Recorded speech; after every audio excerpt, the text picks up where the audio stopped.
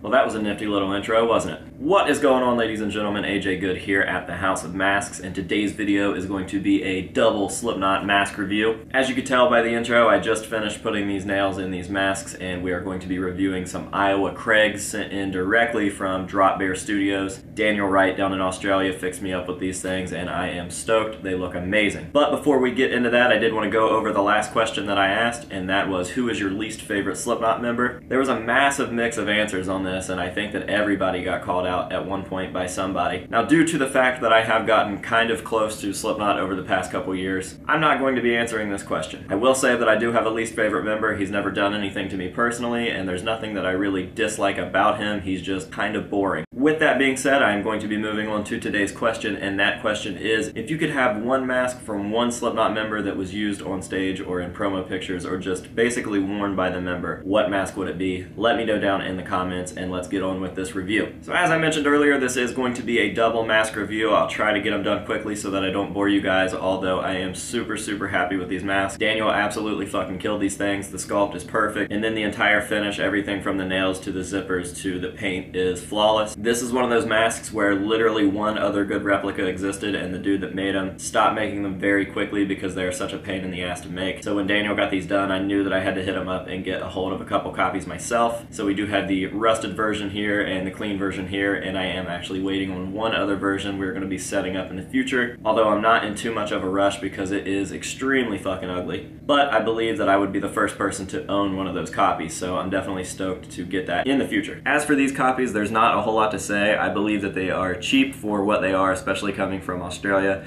because I know the amount of work that these things take, and as you can see, the results speak for themselves. I actually have had a replica of this mask before. It was a clean copy made by Connor DeLess. Awesome sculpt, awesome finish, but to have these both here right now just makes me super stoked, and I gotta say that I'm definitely a fan of this rusty version because I haven't had one before. It just looks so sinister and grimy and just very authentic, so I'm definitely stoked about that. Definitely a heavyweight mask with all those nails and stuff, and the casts themselves are super thick, so they're able to support all the nails without it looking floppy or goofy. Not gonna put them on, I just don't feel like it. This mask is super claustrophobic to me, so I'm not gonna go through the trouble of wearing it and making myself unhappy. So use your imaginations, and if you guys want to go pick one up, I'm going to be adding Daniel's information down below. I would highly recommend this. He's actually working on a couple other masks for me as we speak.